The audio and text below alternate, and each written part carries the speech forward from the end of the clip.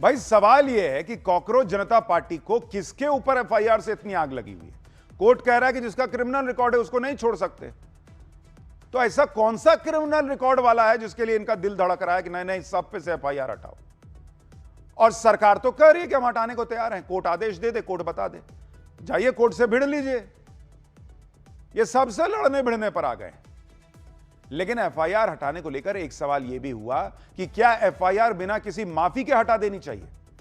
आप देखिए कि सुप्रीम कोर्ट में प्रदर्शनकारियों से एफआईआर हटाने का भी विरोध हुआ है कि नहीं, एफआईआर नहीं हटनी चाहिए। कॉकरोच पार्टी वाले कह रहे हैं सबका हटा दो। एक याचिकाकर्ता के वकील रिजवान अहमद ने कहा कि क्या ये छात्र माफी मांग रहे हैं या कोई पछतावा है इनको, ये दिखा रहे हैं? वकील ने कहा, रिजवान अहमद ने जज साहब से, कि बॉस आपकी नरमी को भविष्य में अदालत की कमजोरी कह दिया जाएगा तब। इस पर कोर्ट ने कहा कि हमने आपकी सलाह ले ली है, हम विचार करेंगे। कोर्ट ने कहा कि यह निर्दोष छात्रों की जिंदगी और भविष्य का सवाल है। लेकिन वकील रिजवान अहमद ने कहा कि वे पछतावे का शपथ पत्र तो दे सकते हैं। भाई उनका करियर है, आप छोड़ दीजिए, लेकिन एक शपथ पत्र तो ले लीजिए कि हां मुझे मेरी गलती का एहसास है कि मैंने हिंसा की। इस पर कोर्ट ने कहा कि यह जरूरी नहीं। वकील रिजवान अहमद ने कहा कि उन्हें पता होना चाहिए कि वे संसद पर हावी नहीं हो सकते। उन्होंने कहा कि आज मैंने ट्वीट में पढ़ा सुप्रीम कोर्ट के लॉन में प्रेस कॉन्फ्रेंस हुई, कल वे सुप्रीम कोर्ट के परिसर में करेंगे। यह अनुमति नहीं दी जानी चाहिए जब तक वे शपथ पत्र न दें कि उनकी समझ से में गलती हुई थी। यानी यह बात भी हो रही है कि प्रदर्शनकारियों को इस बात का एहसास तो दिलाना चाहिए कि बवाल करना, हुड़दंग करना, पुलिस पर हमले करना, पुलिस की लिंचिंग का प्रयास करना, सुरक्षा को खतरे में डालना, संसद में घुसने का प्रयास करना, इन सब के बावजूद कानूनी एक्शन से रोका जा रहा है। तो फिर कहीं ना कहीं उन्हें एहसास दिलाना चाहिए कि उन्होंने जो किया वो गलत था, लेकिन वो छात्र हैं इसलिए उनको एक बार माफ किया जा रहा है। लेकिन कोर्ट ने कहा कि जरूरत नहीं। आप यह भी देखिए कि किस तरह से यह नैरेटिव फैलाया गया कि सादी वर्दी में वहां पुलिस वाले थे। इसी को लेकर सवाल किए गए कि पुलिस वालों में सादी वर्दी वाले लोग क्यों दिख रहे थे। इस पर भी दिल्ली पुलिस ने कोर्ट में जवाब दिया। पुलिस ने इस पर क्या कहा वो भी देखिए। दिल्ली पुलिस ने बताया कि सादी वर्दी में पुलिस वालों की तैनाती जानबूझकर की गई थी। भीड़ को कंट्रोल करने के लिए सादी वर्दी में पुलिस वालों की तैनाती की गई थी। ऐसा नहीं था कि यह प्रदर्शनकारियों के खिलाफ कोई इंडिपेंडेंट फोर्स थी। अगर प्रोटेस्ट साइट पर कोई किसी को परेशान कर रहा है तो उसके लिए यह मूव था। Special branch, special cell, crime branch और स्थानीय पुलिस से इन लोगों की तैनाती हुई थी। मतलब कोई रैंडम लोग नहीं थे कि भाई तुम लोग आ जाओ और तुम लोग जो है यहां पे इनको ठोकना शुरू कर दो। पुलिस ने बताया कि भाई ये special cell, special branch, crime branch के स्थानीय पुलिस के लोग थे और इतनी बड़ी भीड़ है, उसमें लोग अपने घुसाए जाते हैं कि भाई थोड़ा इनपुट मिले, क्या हो रहा है, नहीं हो रहा है, कोई बड़ी चीज तो नहीं होने वाली है। सादे कपड़ों में तैनाती गैरकानूनी नहीं है, न ही असामान्य है। पुलिस ने कोर्ट को यह भी बताया।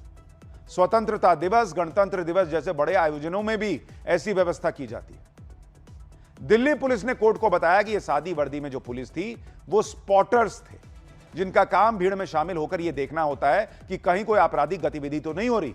किसी प्रदर्शनकारी को अचानक से मदद की जरूरत पड़ जाए तो उसके लिए भी ये लोग होते हैं। तो भाई ये लोग उसीलिए वहां थे। जब भीड़ हिंसक होने लगी तो भाई जब ये पुलिस वाले ही हैं तो इनको कहा गया कि तुम भी मैनेज करने में भीड़ में जो है वो आओ। लेकिन माहौल ऐसा बनाया गया कि ये सादी वर्दी वाले जितने लोग थे ये दिल्ली पुलिस जैसे कोई गुंडे उठा के लाई थी छात्रों को मारने के लिए। राहुल गांधी और इंडी वालों ने यह भी सवाल उठाया था कि सादी वर्दी में जो पुलिस वाले थे वो प्रदर्शनकारियों को लाठी क्यों मार रहे थे। यह भी आरोप लगे कि सादी वर्दी में पुलिस प्रदर्शनकारियों को पीट रही थी।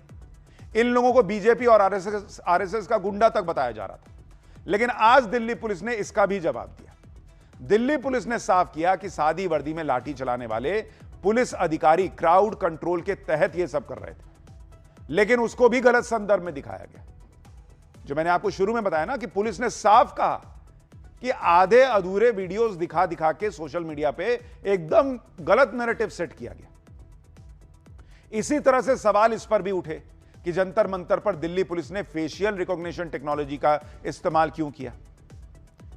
कहा गया कि यह राइट टू प्राइवेसी का उल्लंघन है। सुप्रीम कोर्ट में याचिका डाल दी गई। कोर्ट ने इस पर दिल्ली पुलिस से जवाब मांगा। दिल्ली पुलिस ने अपने हलफनामे में मास सर्विलांस के आरोप को खारिज करते हुए कहा कि facial recognition technology protest site पर मौजूद हर व्यक्ति के प्रोफाइल को ऑटोमेटिकली कैप्चर नहीं करती। इसे सर्विलांस या शांतिपूर्ण प्रदर्शन कर रहे लोगों की पर्सनल जानकारी इकट्ठा करने के लिए नहीं लगाया गया, बल्कि यह टेक्नोलॉजी उन लोगों को चिन्हित करती है जिसके पहले से क्रिमिनल रिकॉर्ड है। पुलिस ने कहा कि सिर्फ फेशियल रिकॉग्निशन के आधार पर कोई एक्शन नहीं लिया गया है, फील्ड वेरिफिकेशन भी किया गया है कि कोई व्यक्ति प्रोटेस्ट साइट पर मौजूद था या नहीं। जो फेशियल रिकॉग्निशन से जुड़ी टेक्नोलॉजी है वो सिर्फ गंभीर अपराध वाले व्यक्ति को कैप्चर करती है। ट्रैफिक नियमों के उल्लंघन वाले छोटे क्राइम करने वालों को भी यह टेक्नोलॉजी चिन्हित नहीं करती। लेकिन एक सवाल तो यह भी खड़ा हो रहा है कि बॉस, आप जंतर मंतर जैसे पब्लिक प्लेस पे प्रदर्शन कर रहे हैं, वहां खुली गालियां चल रही हैं, अभद्र नारे चल रहे हैं, वीडियो बनाए जा रहे हैं, वो वीडियो बना बना के इंस्टा, फेसबुक, सब जगह सोशल मीडिया पे डाले जा रहे हैं, तब राइट टू प्राइवेसी का उल्लंघन नहीं हो रहा है। पुलिस कैप्चर कर लेगी तो इन लोगों की प्राइवेसी मर जाएगी। इतनी प्राइवेसी की चिंता है तो घर में बैठ के फिर प्रदर्शन करो। हालांकि पुलिस कह रही है कि आपकी प्राइवेसी से कोई लेना देना नहीं है, हम देख रहे थे कि उसमें क्रिमिनल कौन कौन है। लेकिन आप हिसाब देखिए कि ना हमको देख कैसे लिया जी, मेरी प्राइवेसी भंग हो गई। वाह, खुलने में गाली देने में प्राइवेसी भंग नहीं हो रही थी। जंतर मंतर के प्रदर्शन को लेकर एक यह भी आरोप लगा था कि दिल्ली पुलिस कील वाले डंडों से प्रदर्शनकारियों को मार रही थी। राहुल गांधी ने भी अपनी प्रेस कॉन्फ्रेंस में ऐसी ही कुछ बात उठाई थी। आरएएफ के जवान के पास एक डंडा था जिसमें कील लगी हुई थी। इसके अलावा एक वीडियो भी वायरल हुआ था जिसमें कुछ प्रदर्शनकारी ये दिखा रहे हैं कि डंडे में कील लगी हुई है। और इन आरोपों पर दिल्ली पुलिस ने सुप्रीम कोर्ट को दिए हलफनामे में जो बताया उसके मुताबिक पुलिस ने कहा कि याचिकाओं में चुनिंदा तस्वीरों, अधूरे वीडियो और बिना फैक्ट चेक वाली खबरों पर भरोसा किया गया।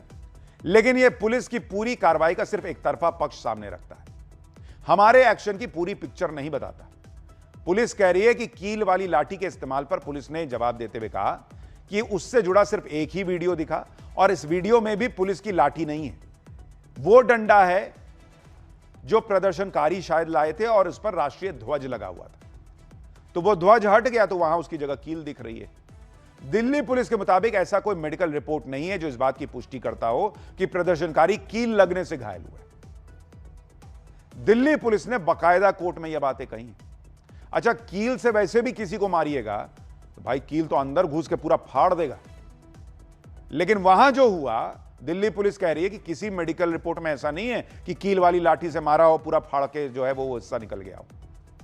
दिल्ली पुलिस ने यह भी कहा कि क्राउड कंट्रोल के लिए लाठी के इस्तेमाल की इजाजत है और उसे सिर्फ इसलिए चलाया गया ताकि उन प्रदर्शनकारियों को रोका जा सके जो पुलिस पर हमला कर रहे थे। लेकिन उसमें कील वाली लाठी नहीं थी, यह दिल्ली पुलिस कह रही है। वो कह रही है कि भाई ये प्रदर्शनकारी लाए थे, उसमें तिरंगा था, बाद में तिरंगा हट गया तो उसमें से कील दिख रही है। दिल्ली पुलिस ने अपने हलफनामे में जिस वीडियो का जिक्र किया उसकी डिटेल 20 जुलाई के वायरल वीडियो से मैच कर रही है। इस वायरल वीडियो में कुछ प्रदर्शनकारी दिख रहे हैं। एक प्रदर्शनकारी के हाथ में एक डंडा है, उसमें कील लगी हुई है, उसके हाथ में राष्ट्रीय ध्वज भी दिख रहा है। प्रदर्शनकारी ये आरोप लगा रहे थे कि पुलिस कील वाले डंडे लेकर आई है, जबकि पुलिस वाला कह रहा है कि यह तो झंडे वाला डंडा है, यानी पुलिस का डंडा है ही नहीं। ऐसा वो पुलिस वाला कहना चाह रहा है और यही बात कोर्ट में दिल्ली पुलिस भी कह रही है। इस वीडियो में 2-3 अहम बातें हैं। पहली यह कि कील वाला डंडा प्रदर्शनकारियों के हाथ में भी दिखता है जैसा पुलिस हलफनामे में कह रही है। दूसरा, कील वाले डंडे में से किसी प्रदर्शनकारी को पीटने का कोई वीडियो नहीं दिखा। तीसरी बात, कील वाले डंडे से अगर किसी प्रदर्शनकारी को मारा जाता तो जहां भी उसे कील लगती वहां गंभीर चोटें आती। सिर पर यह कील वाला डंडा लगता तो सिर फट जाता भाई, छेद हो जाता है। हां, एक जगह पर पुलिस वाला इस कील वाले डंडे को लेकर खड़ा है, लेकिन जब उससे यह डंडा लिया गया तो वो कह रहा है कि भाई ये तो प्रदर्शनकारी लाए थे, ये झंडे वाला डंडा है। तो प्रदर्शनकारियों का अपना वर्जन है, पुलिस का अपना वर्जन है। सुप्रीम कोर्ट कह रही है कि हम इसकी जांच करा लेंगे और दूध का दूध, पानी का पानी हो जाएगा। लेकिन वो वायरल वीडियो में क्या ऑडियो है, एक बार सुनिए इसको भी। पेज नंबर देखिए इनका।